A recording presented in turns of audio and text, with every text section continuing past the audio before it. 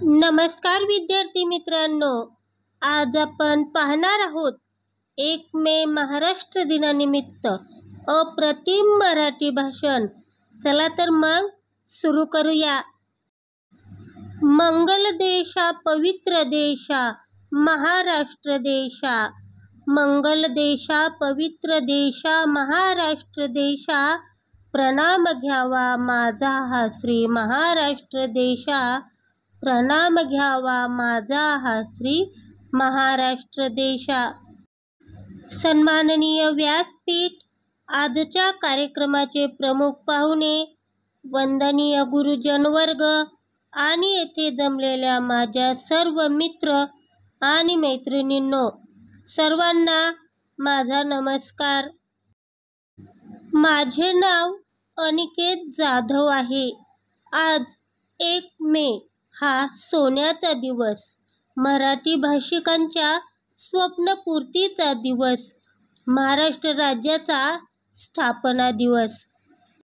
सर्वप्रथम महाराष्ट्रातील तमाम मराठी रसिक प्रेक्षकांना महाराष्ट्र दिनाच्या हार्दिक हार्दिक शुभेच्छा.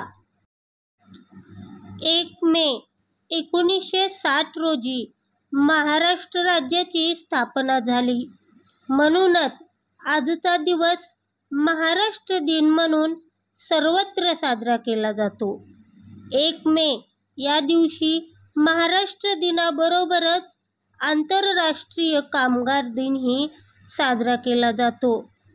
महाराष्ट्राचे पहिले मुख्यमंत्री म्हणून यशवंतराव चव्हाण यांनी शपथ घेतली.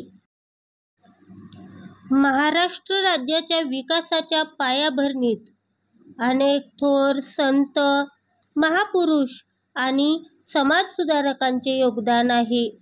महाराष्ट्र राज्याच्या निर्मितीसाठी बलिदान दिलेल्या 106 हुतात्म्यांचे स्मरण या दिवशी केले जाते.